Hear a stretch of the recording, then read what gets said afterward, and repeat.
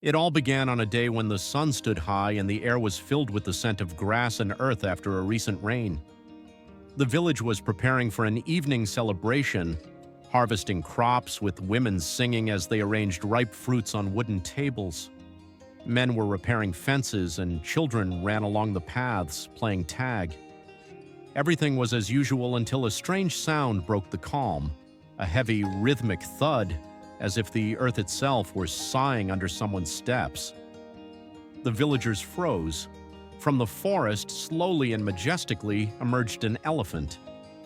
Her massive figure seemed surreal in the sunlight.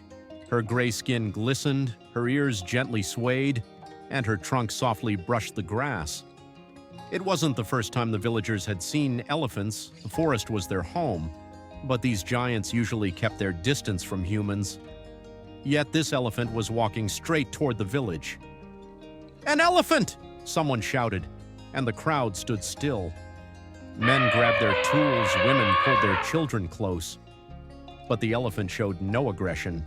She stopped a few meters from the nearest person, an old farmer named Taras who was fixing a fence.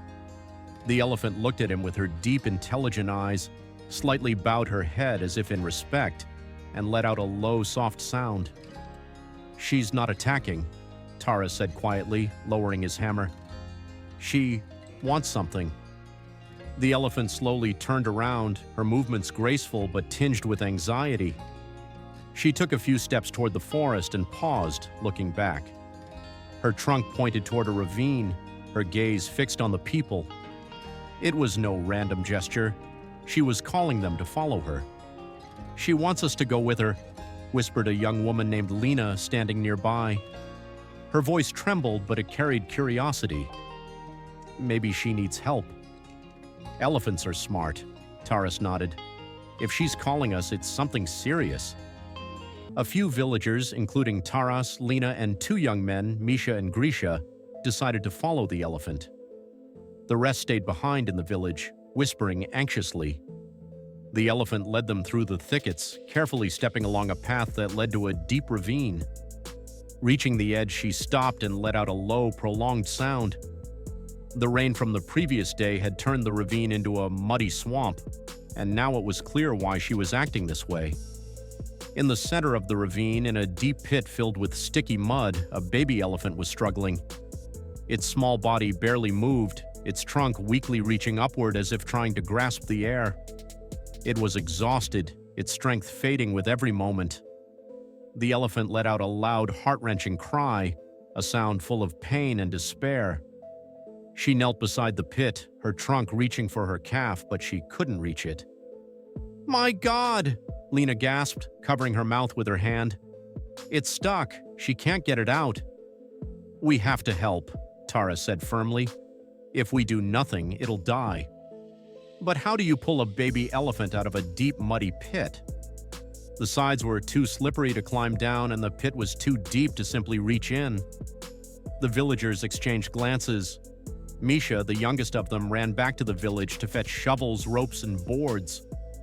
Meanwhile, Lena tried to talk to the elephant, though she wasn't sure why. "We'll help," she said softly, looking into the animal's eyes. "We'll get your baby out, I promise." The elephant, as if understanding her words, stopped trumpeting and looked at Lena. Her eyes were filled with hope and fear. She stepped back, giving the people space, but stayed close. When Misha returned with the tools, the work began. The men started digging, trying to widen the pit's edges to make the slope less steep. The mud clung to their shovels, their feet slipped, but no one complained. Lena and a few other women who had joined brought water and tried to keep the team's spirits up. But the most incredible thing was that the elephant began to help too. She lowered her trunk into the mud and started scooping it out, working alongside the people. Her massive feet carefully tamped down the earth to prevent it from sliding back. It was a sight that took everyone's breath away, human and elephant shoulder to shoulder for a single purpose. "She's digging with us," Grisha said in awe, wiping sweat from his brow. "I'd never have believed it." Hours passed. The sun dipped toward the horizon, but no one stopped. The elephant occasionally let out a low sound, as if encouraging her calf, which was barely moving. Lena, standing at the pit's edge, whispered words of support to the calf, though she knew it probably couldn't hear her. But it felt important. She imagined what it must be like to see your child in danger, and her heart ached for the elephant. In her eyes, she saw not just an animal, but a mother willing to do anything for her baby. Finally, after long efforts, the pit slope was gentle enough. Taras and Misha climbed down, tying themselves with ropes to avoid getting stuck. They wrapped the calf in wide straps brought from the village and began pulling. The elephant, as if understanding their plan, nudged her calf from below with her trunk, helping it climb. The people pulled the ropes, shouting with effort, while the elephant gently supported her baby. "Come on, little one, come on!" Lena shouted, clenching her fists. The calf let out a weak sound, and finally its feet touched solid ground. The crowd erupted in joyful cheers. The elephant rushed to her calf, wrapping it in her trunk and making soft, affectionate sounds. The calf, though weak, pressed against its mother, and she gently stroked it, as if thanking it for holding on. The villagers, exhausted but elated, watched the scene. Some cried, others laughed. Taras, leaning on his shovel, said quietly, "This isn't just an elephant. It's family, like us." The elephant turned to the people. Her eyes seemed to express gratitude. She slowly raised her trunk as if in a farewell gesture and led her calf back into the forest. The villagers stood silently, watching until their silhouettes melted into the greenery. At that moment, each of them felt they were part of something greater than just saving an animal. It was a lesson in trust, compassion, and the strength born when humans and nature unite. That evening, the village celebration was extraordinary. People sang and danced, but they spoke of only one thing: how the elephant led them to her calf, how they worked together, how they saved the little one.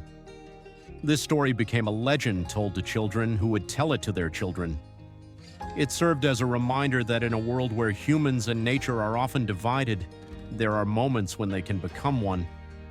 Lena, sitting by the fire, looked at the stars and thought of the elephant. It seemed to her that in those eyes she saw not just an animal, but a soul full of love and hope. She recalled how the elephant trustingly led them to her calf, and that trust touched her to the core. Lena knew this story would stay with her forever, a reminder that even in the toughest situations, hope can be found if we act together. That night, as she fell asleep, she smiled, feeling that this day had changed her forever. Dear friend, thank you for watching this video. If you enjoyed this story, don't forget to like and subscribe to the channel to catch more inspiring tales about people and nature. Your support helps us share these amazing moments. See you in the next video.